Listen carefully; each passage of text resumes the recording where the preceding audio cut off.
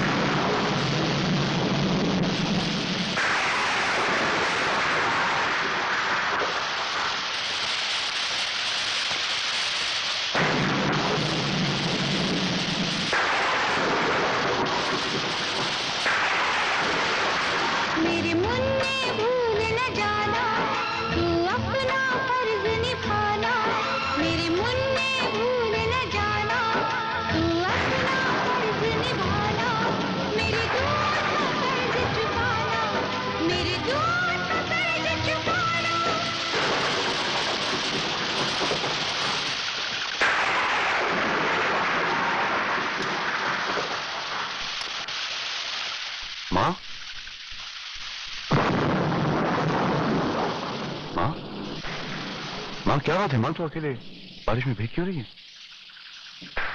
तू पूछा करता था ना कि मैं तेरे माथे पर राख का टीका क्यों लगाती हूँ, और तू हमेशा यही जवाब देती थी कि वक्त आने पर बताऊंगी। आज वो वक्त आ गया है सूरज। जुल्म को इंसाफ की चक्की में पिसने का वक्त आ गया है।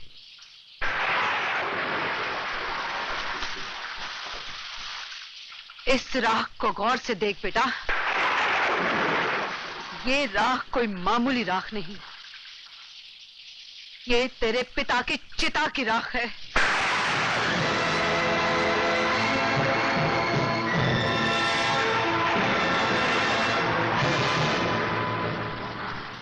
पिता की चिता की राख? हाँ बेटे, भगवान ने अगर मेरा सुहाग छीना होता तो मैं उसकी मर्जी मानकर उनकी राख को अपना सिंदूर समझकर गंगा में बहा देती। लेकिन तेरे बाप की मौत भगवान की मर्जी से नहीं हुई थी, इसीलिए बरसों से इस राख को मैंने तेरे पिता की आत्मा समझकर अपने सीने से लगाए रखा है। उनकी आत्मा तुझसे हिसाब मांग रही है सूरज, बदला ले उनसे जिन्होंने तेरे बाप की हत्या की है। पिताजी की हत्या की गई थी? हाँ बेटे, हत्यारों ने अपना पाप छुपाने के लिए तेरे बाप को मौत की घाट उतार दिया। मैं तो उसी दिन तेरे पिता की चिता में जल के मर जाती, लेकिन उनकी अंतिम इच्छा ये थी कि मैं तुझे पाल पोस कर बड़ा करूं ताकि तू उनके माथे पर लगे हुए कलंक को मिटा सके। इसीलिए मैंने तेरी हड्डियों में फौलाद भरा। तेरा बाप तुझसे अपने खून का कर्ज मांगता है, तेरी माँ तुझसे अपने दूध का कर्ज मांगती है। चला डाल सूरज, चला डाल उन जालिमों को, मिटा दे उनका नामो निशान इस धरती से। खून और दूध का कर्ज अदा कर बेटा, खून और दूध का कर्ज अदा कर। कौन है वो जिसने मेरी माँ को विधवा किया? कौन है वो जिसने मुझे यतीम किया? कौन है जिसने मेरे निर्दोष बाप पर इतना बड़ा जुल्म किया? ठाकुर रघुवीर सिंह।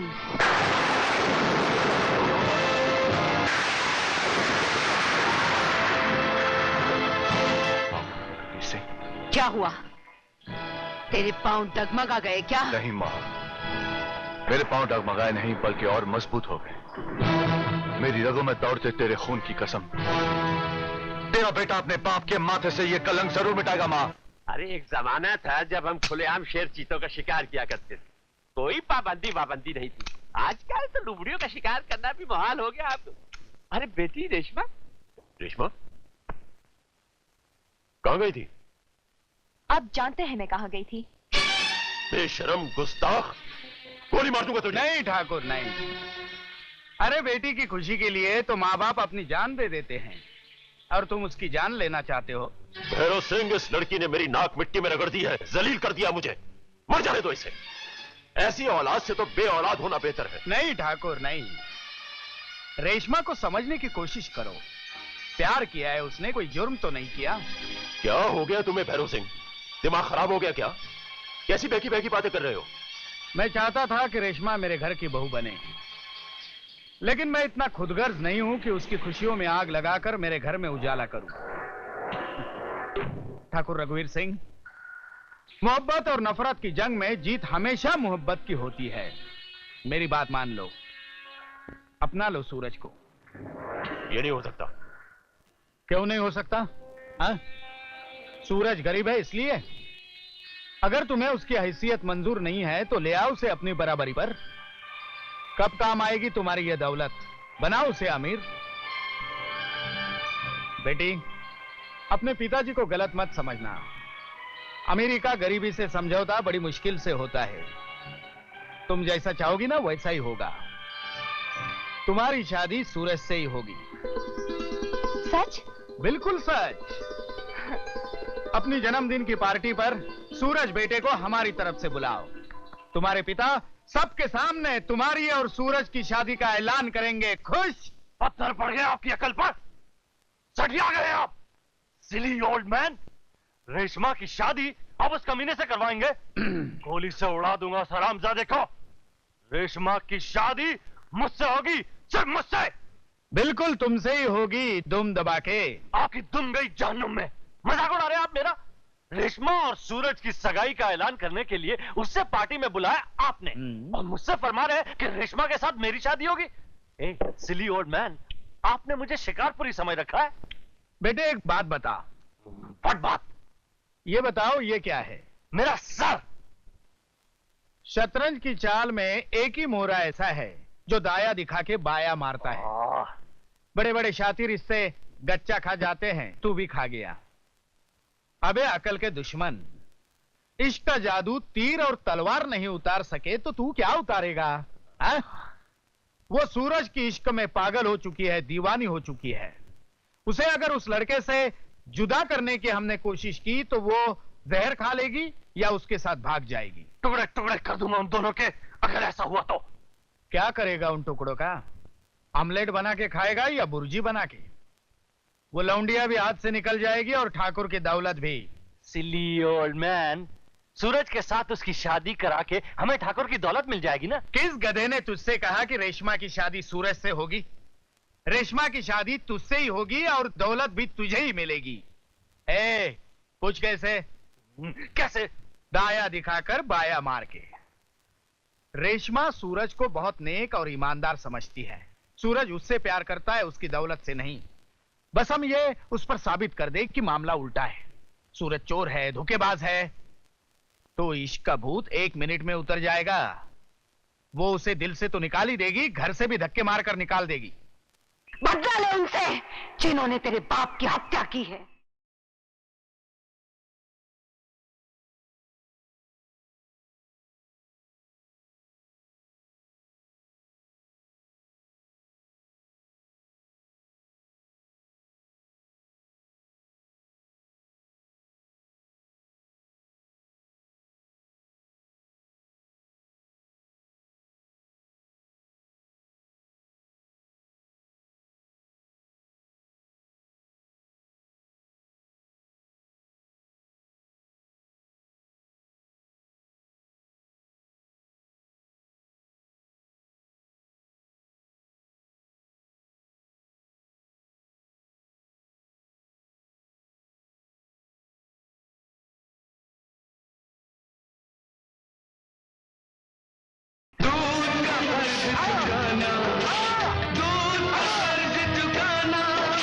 मुन्ने भूल जाना, तू अपना फर्ज निभाना।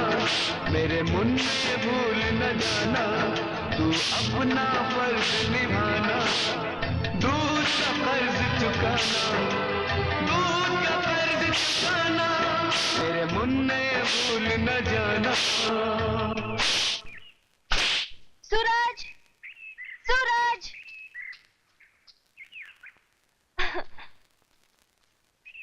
सूरज बजाओ बीन, जी भर के नाचना चाहती हूँ। आज मैं बहुत खुश हूँ, बहुत खुश हूँ, बहुत खुश हूँ। बहुत खुश होना भी अच्छी बात नहीं है, आंसू निकल आते हैं। आंसुओं के दिन गए सूरज, गए या आ गए? गए सूरज गए। पापा अब तुम्हारे दुश्मन नहीं रहे। अजीब इत्तेफाक है, वो दुश्मन नहीं रहे और मैं दोस्त नहीं रहा। ऐसा ना कहो सूरज, जो कुछ हुआ उसे भूल जाओ। पापा के दिए हुए जख्मों पर वक्त का मरहम लगा दो। जिस जख्म पर वक्त मरहम नहीं लगा सका, उस पर मैं कैसे लगा सकता हूँ? नहीं सूरज नहीं, बदले की भावना दिल से निकाल दो। भूल जाओ वो सब और मेरे पापा को माफ कर दो। माफ कर दूं? माफ कर दूं उसे जिसने गरीबी के सीने में छुरा भोंका हो? माफ कर दो उन हाथों को जिनसे अन्याय और बेरहमी की बरसात हुई हो? माफ कर दो उसे जिसने किसी गरीब पर कोरे पर साकर उसकी खाल खींच लियो? एक निर्दोष का खून मिट्टी में मिला दिया, उसे कैसे भूल जाऊं? कैसे? नहीं सूरज, मोहब्बत को नफरत पर कुर्बान मत करो, हम बर्बाद हो जाएंगे। हम आबाद ही कब थे जो बर्बाद हो जाएंगे? बर्बादी चौखट पर कदम रख चुकी है, वक्त का मिजाज बदल चुका है। यही तो मैं भी कह रही हूँ कि वक्त का मिजाज बदल चुका है। पापा को अपनी गलती का एहसास हो चुका है। वो शर्मिंदा है सूरज, वो सबके सामने प्रायश्चित करना चाहते हैं। सूरज, कल मेरा जन्मदिन है, खास तुम्हारे लिए पार्टी रखी है। वो तुम्हें सबके सामने अपनाएंगे। जिसका मैं हकदार हूं, तुम्हारे पापा वो हक खुद देंगे? हाँ सूरज। तो कह दो जाकर ठाकुर रघुवीर सिंह से कि गंगू सपेरा का बेटा उनसे अपना हक लेने आएगा। Thank you Suraj, thank you very much.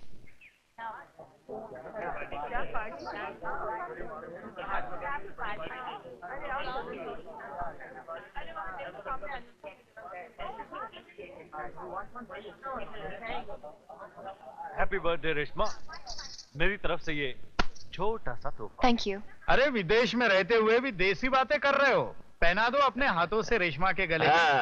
Sure dad sure.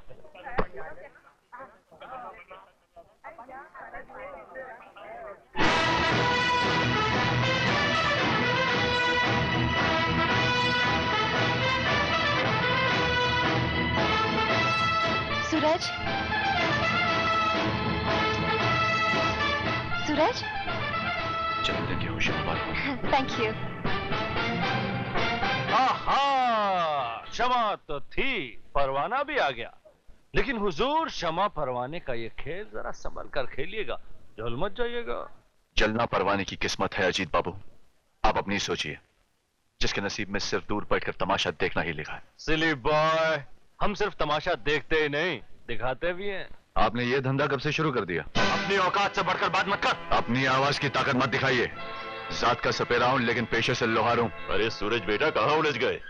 चंद दिनों के बाद तो तुम्हारा इस घर के साथ रिश्ता जुड़ने वाला है। रिश्ता तो बहुत पुराना है इस घर से हमारा। आओ, तुम्हें अपने मेहमानों से मिलाओ, कुछ उनकी सुनो, कुछ अपने बारे में बतलाओ। मेहमानों को छोड़िए, आप भी तो मेरे बारे में कुछ नहीं जानते। तुम्हारे बारे में तो रेशमा ने हमें सब कुछ बतला दिया है, अब और